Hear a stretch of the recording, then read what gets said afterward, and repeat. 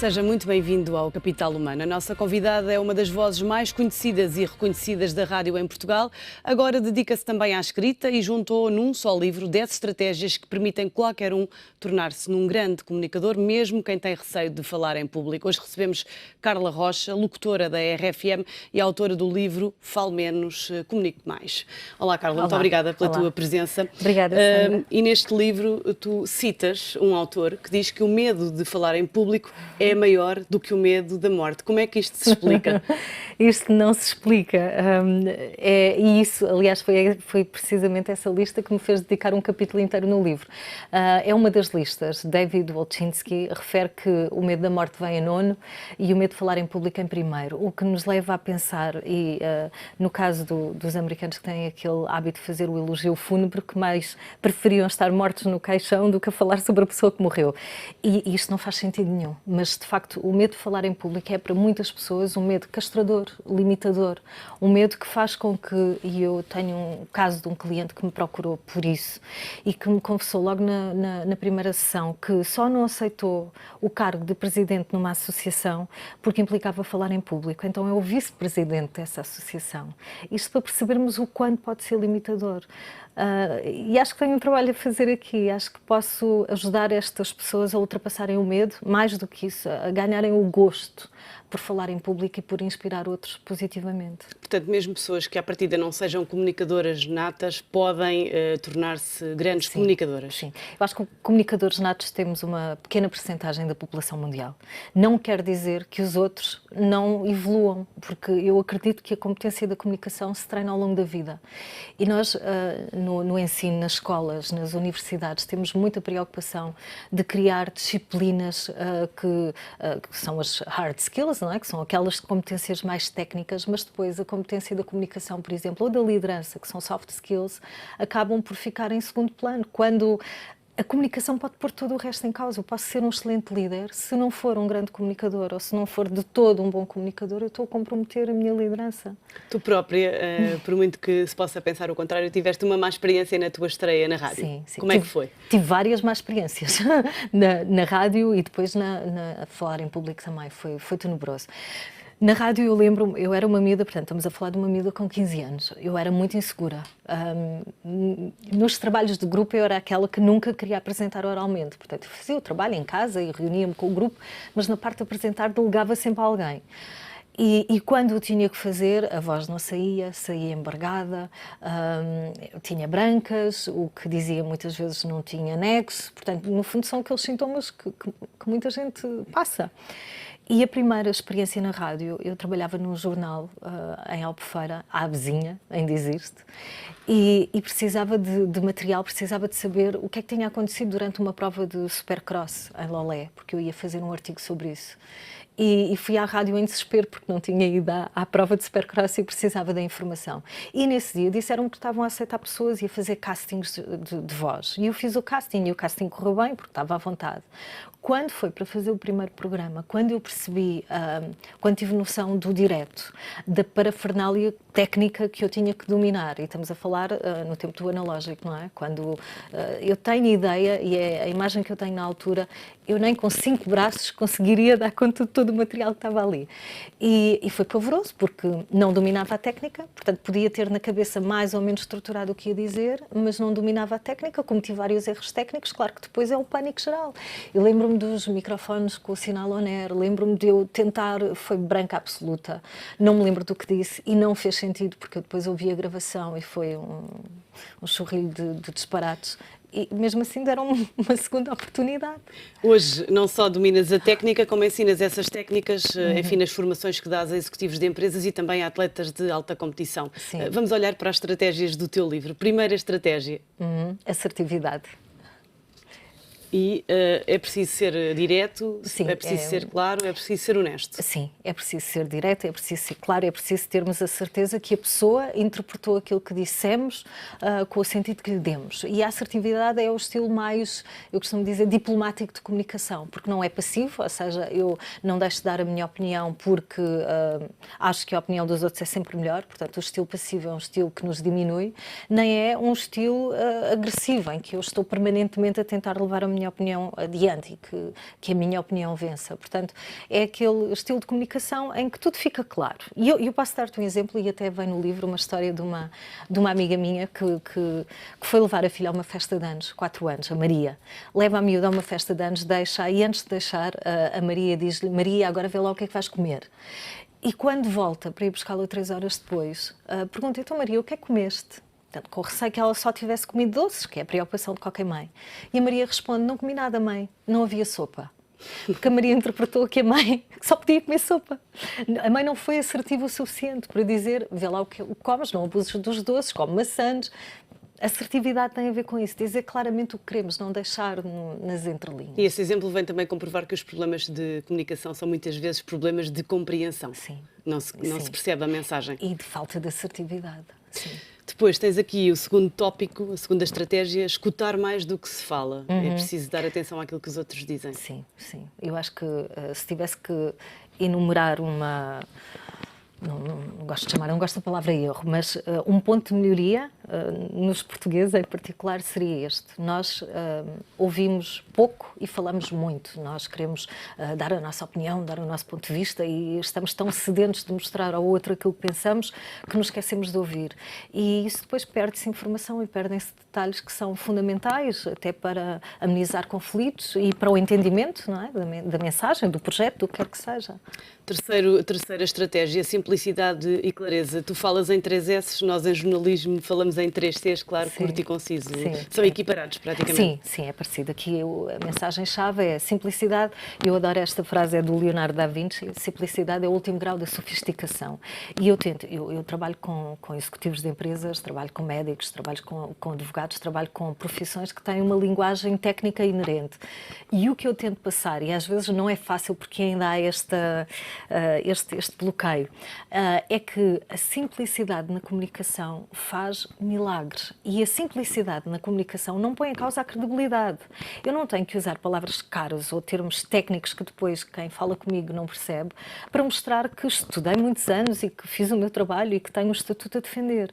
A simplicidade... E principalmente, posso dar-te um exemplo, quando um médico fala com um paciente, é importantíssimo, claro que no início pode usar termos técnicos, pode chamar pelos nomes os tratamentos, mas depois tem que simplificar, tem que ter o cuidado de se pôr na pele do doente e de perceber que ele não teve a formação dele, nem vive na sua cabeça para assumir claramente aquilo que está a ser dito. Portanto, tem que ser trocado por miúdos. Tem que se traduzir. Assim, claro. Outro ponto é aquilo que tu acabaste de fazer há pouco: contar histórias. Quais são as vantagens de contar histórias? Nós muitas vezes, através de uma história, conseguimos explicar melhor uma ideia, uma opinião, do que através de factos. Eu não estou a dizer com isto que cada vez que encetamos uma conversa contemos histórias, mas elas ajudam a ilustrar. E conto a história no livro da Filipa Elvas, uma maratonista, é assistente de bordo da TAP. Eu tenho muita preocupação de incutir nos meus filhos, qualquer pai e qualquer mãe, atitudes de respeito perante o trabalho. Por exemplo, de respeito perante o trabalho, seja ele qual for.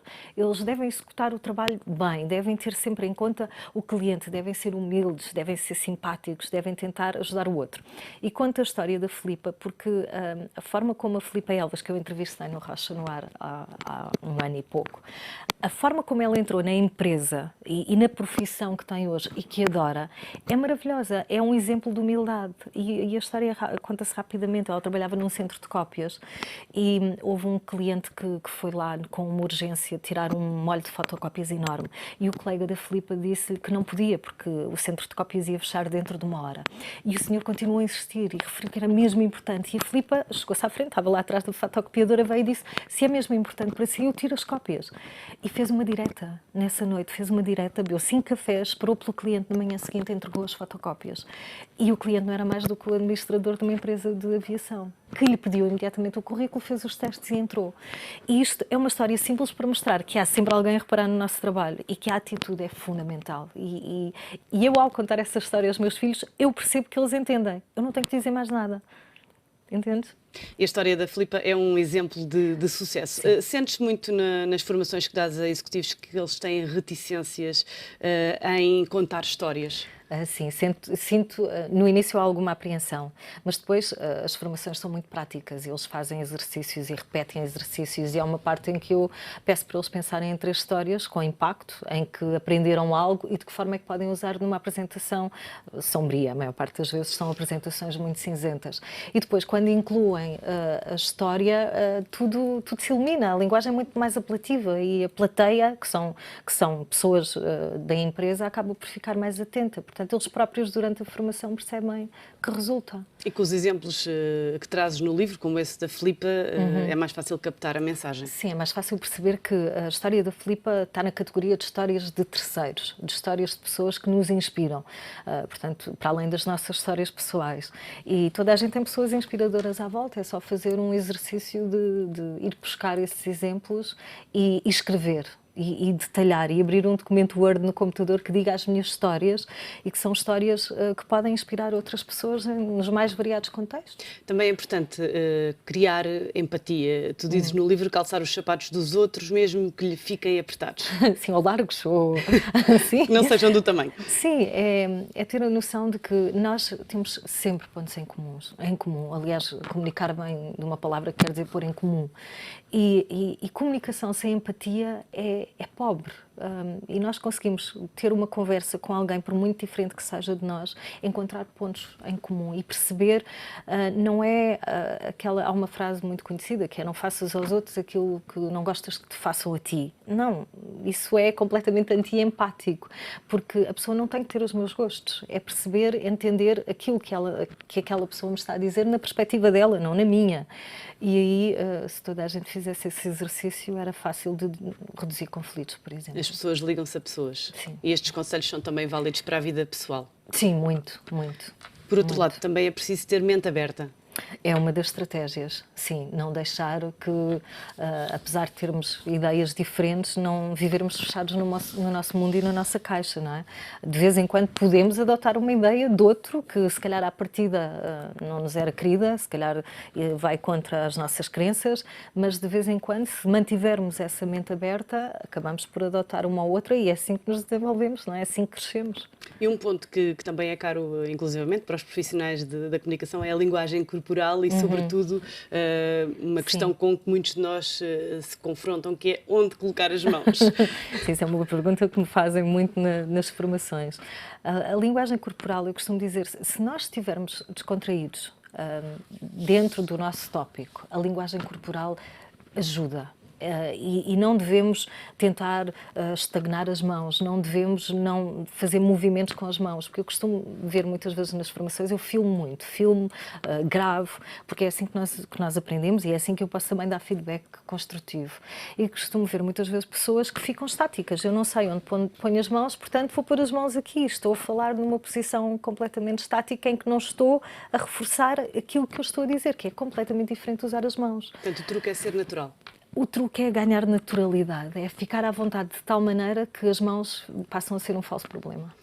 Eu dou um exemplo muito giro, que é, vamos com os amigos a um bar. Vamos com os amigos a um bar e estamos na conversa. Estamos permanentemente a dizer onde é que eu ponho as mãos. Vou agora contar-te o episódio, mas espera que eu não sei onde é que... Não fazemos isso.